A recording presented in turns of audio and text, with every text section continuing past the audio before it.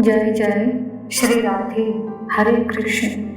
भागवत स्वरूप सभी साधकों को मेरे प्रणाम। आज हम जानेंगे श्रीमद् भागवत महापुराण का प्रथम स्कंद का 7वां अध्याय, जहाँ अश्वत्थामा द्वारा द्रौपदी के पुत्र का मारा जाना और अर्जुन के द्वारा अश्वत्थामा का मानवर्धन के बारे में वर्णन किया गया है।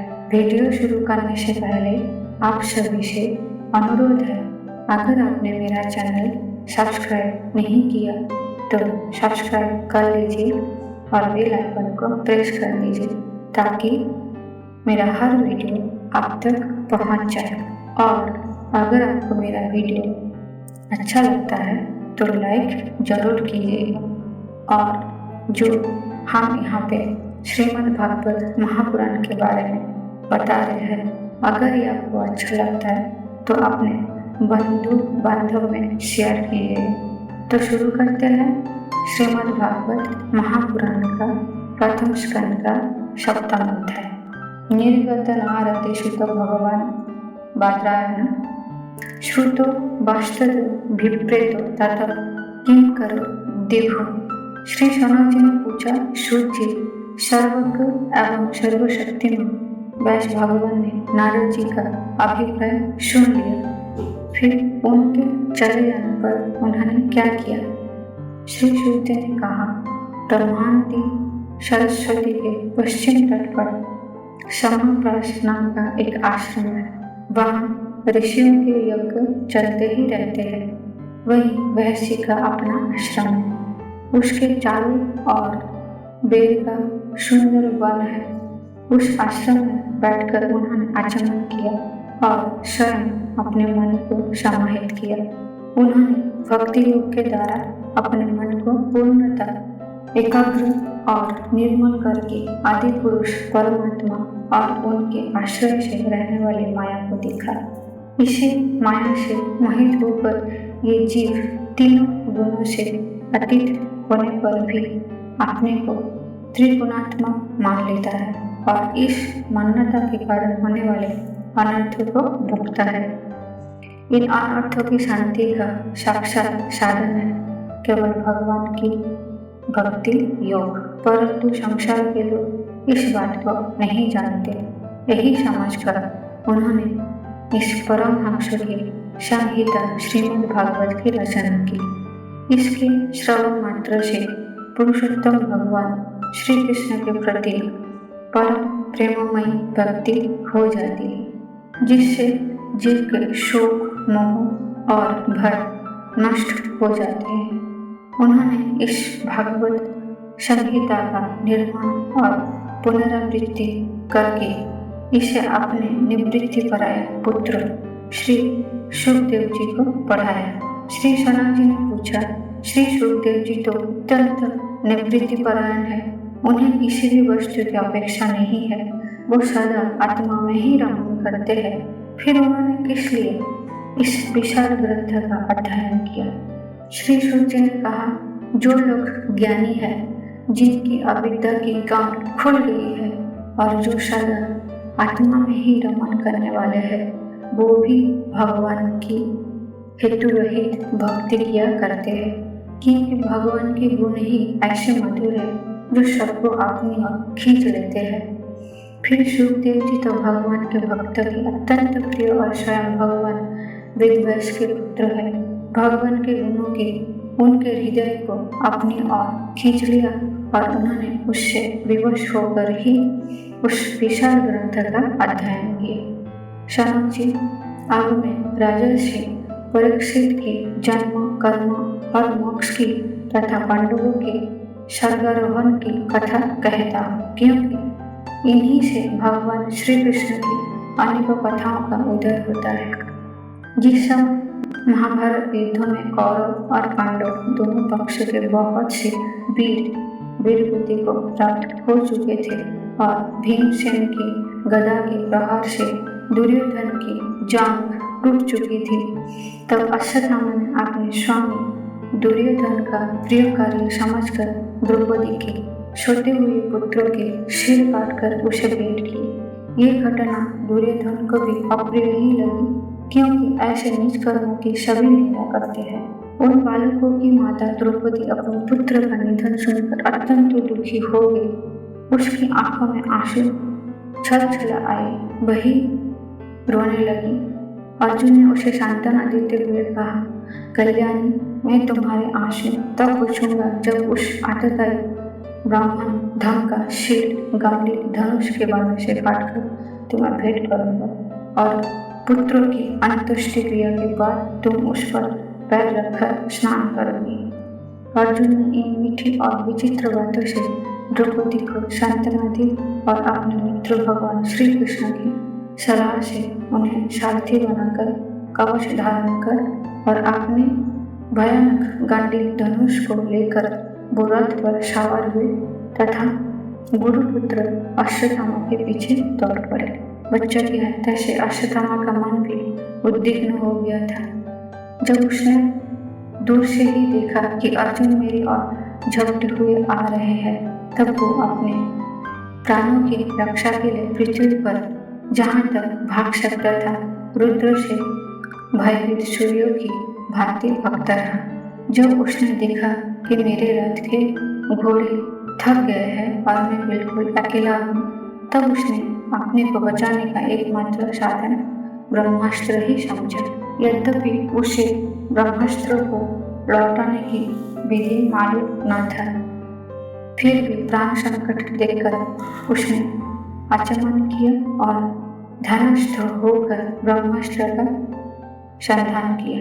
उस अस्त्र से सब दिशा में एक बड़ा प्रचंड तेज फैल गया। अर्जुन ने देखा कि अब तो मेरे प्राणों पर ही आ बनी है, तब उन्होंने श्री कृष्ण से प्रार्थना की। अर्जुन ने कहा, श्री कृष्ण, तुम सच्चिदानंद स्वरूप परमात्मा हो, तुम्हारी शक्ति अनंत है। तुम ही भक्तों के अभय देने वाले हो, जो संसार की धधकती हुई जंगल में जल रहे हैं, उन जीवों को उससे उबारने वाले एकमात्र तुम ही हो। तुम प्रकृति से परे रहने वाले आदि पुरुष साक्षात परमेश्वर हो। अपनी चित्त शक्ति सर्व शक्ति से बहिरंग एवं त्रिगुणमयी माया को दूर भगाकर अपने अद्वितीय स्वरूप में स्थित हो। वही तुम अपने प्रभाव से माया मोहित जीवों के लिए धर्मादिरूप कल्याण का विधान करते हो। तुम्हारा ये अवतार पृथ्वी का भार हरने के लिए और तुम्हारे अनन्य प्रेम भक्तजनों के निरंतर स्मरण ध्यान करने के लिए है। स्वयं प्रकाश स्वरूप श्री कृष्ण ये भयंकर तेज सब ओर से मेरी ओर आ रहा है। ये क्या है, कहाँ से, क्यों आ रहा है, इसका मुझे बिल्कुल पता नहीं है। भगवान ने कहा, अर्जुन, ये अश्वत्थामा का चलाया हुआ ब्रह्मास्त्र है।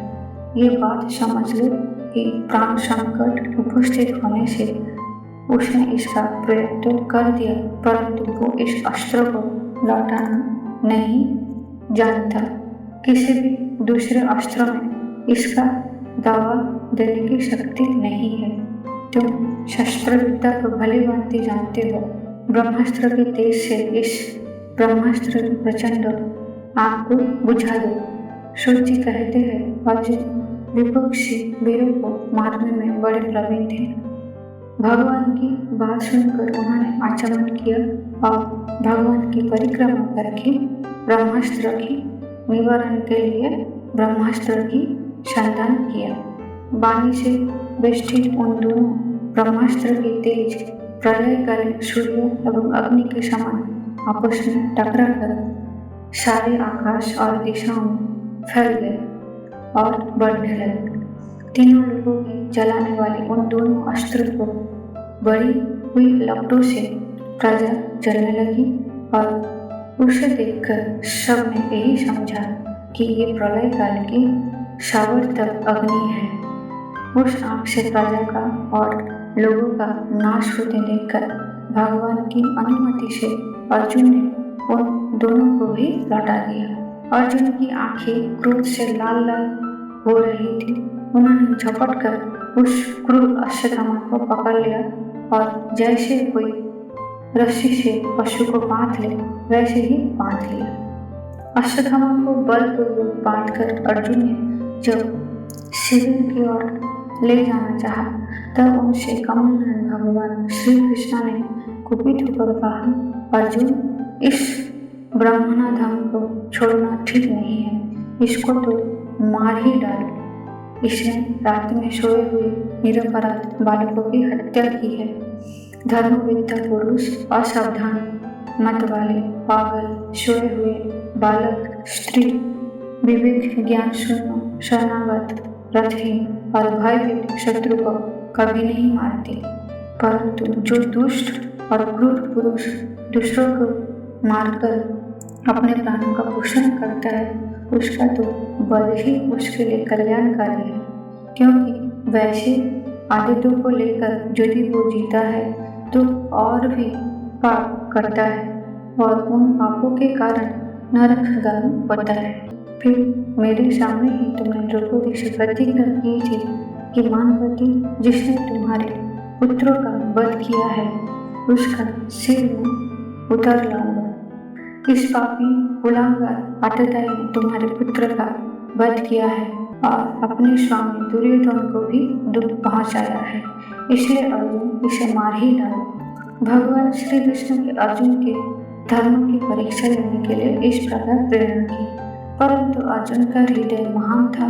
यद्यपि अश्वत्थामा ने उनके पुत्रों की हत्या की थी, फिर भी अर्जुन के मन में गुरुपुत्र को मारने की इच्छा नहीं हुई। इसके बाद अपने मित्र और साथी श्री कृष्ण के साथ वो अपने युद्ध शिविर में पहुंचे। वहां अपने मृत पुत्र के लिए शोक करते हुए द्रौपदी को उसे सौंप दिया। द्रौपदी ने देखा कि अश्वत्थामा पशु की तरह बांधकर लाया गया है। निंदित कर्म करने के कारण उसका मुख नीचे की ओर झुका हुआ है। अपना अनिष्ट करने वाले गुरुपुत्र अश्वत्थामा को इस प्रकार अपमानित देखकर द्रौपदी का कोमल हृदय कृपा से भर आया और उसने अश्वत्थामा को नमस्कार किया। गुरुपुत्र का इस प्रकार बांधकर लाया जाना सती द्रौपदी को सहन नहीं हुआ। उसने कहा, छोड़ दो, इन्हें छोड़ दो, ये ब्राह्मण है, हम लोगों के अत्यंत पूजनीय है, जिनकी कृपा से अपने रहस्यों के साथ सारे धनुर्वेद और प्रयोग तथा उपसंहार के साथ संपूर्ण शस्त्रों का ज्ञान प्राप्त किया है। वो आपके आचार्य द्रोणी पुत्र के रूप में आपके सामने खड़े हैं। उनकी अर्धांगिनी कृपी अपने वीर पुत्रों की ममता से ही अपने पति का अनुगमन नहीं कर सकी। वो अभी जीवित है। महाभाग्यवान आर्यपुत्र, आप तो बड़े धर्मज्ञ हैं। जिस गुरु वंश की नित्य पूजा और वंदना करनी चाहिए उसी को अवैधा पहुंचाने की आपके योग्य कार्य नहीं है।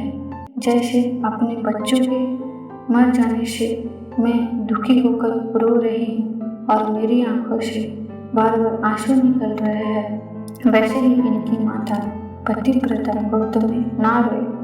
जो उच्छृंखल राजा अपने कुकृत्य से ब्राह्मण कुल को कुपित कर देते हैं, वो कुपित ब्राह्मण कुल उन राजाओं को सपरिवार शोकाग्नि में डालकर शीघ्र ही भस्म कर देता है। सूर्य ने कहा, शंकाली ऋषि, द्रौपदी की बात धर्म और न्याय के अनुकूल थी। उसमें कपट नहीं था, करुणा और क्षमता थी। अतः राजा युधिष्ठिर ने रानी के इन हित भरे श्रेष्ठ वचनों का अभिनंदन किया और साथ ही नकुल, सहदेव, सात्यकी, अर्जुन, स्वयं भगवान श्री कृष्ण और वहां पर उपस्थित सभी नर नारी ने द्रौपदी की बात का समर्थन किया। उस समय क्रोधित होकर भीमसेन ने कहा, जिसने सोते हुए बच्चों को न अपने लिए और न अपने स्वामी के लिए बल्कि व्यर्थ ही मार डाला, उसका तो वध ही उत्तम है। भगवान श्री कृष्ण ने द्रौपदी और भीमसेन की बात सुनकर और अर्जुन की ओर देखकर कुछ हंसते हुए से कहा, भगवान श्री कृष्ण बोले, पतित ब्राह्मण का भी वध नहीं करना चाहिए और आतताइयों को मार ही डालना चाहिए। शास्त्र में मैंने ही ये दोनों बातें कहा है, इसलिए मेरी दोनों आज्ञाओं का पालन करो। तुमने द्रौपदी को सांत्वना देते समय जो प्रतिज्ञा की थी उसे भी सत्य करो, साथ ही भीमसेन, द्रौपदी और मुझे जो प्रिय हो वो भी करो। सूत जी कहते हैं, अर्जुन भगवान के हृदय की बात तुरंत टाल गए और उन्होंने अपनी तलवार से अश्वत्थामा के सिर की मणि उसके बालों के साथ उतार ली और बालकों की हत्या करने से वो श्री तो पहले ही हो गया था, अब मणि और ब्रह्मोपदेश से भी रहित हो गया। इसके बाद उन्होंने रस्सी का बंधन खोलकर उसे शरीर से निकाल दिया। मोड़ देना, धन छीन लेना और स्थान से बाहर निकाल देना, यही ब्राह्मण धर्मों का वध है। उनके लिए इससे भिन्न शारीरिक वध का विधान नहीं है। पुत्रों की मृत्यु से द्रौपदी और पांडव सभी शोकातुर हो रहे थे। अब उन्होंने अपने मरे हुए भाई बंधुओं की दहादी अंत्येष्टि क्रिया की। अतः श्रीमद् भागवत महापुराण का प्रथम स्कंद का 7वां अध्याय समाप्त। अब प्रेमपूर्ण हृदय से अपने आराध्य भगवान का चिंतन करते हुए बोलिए, जय जय श्री राधे। हरे कृष्ण।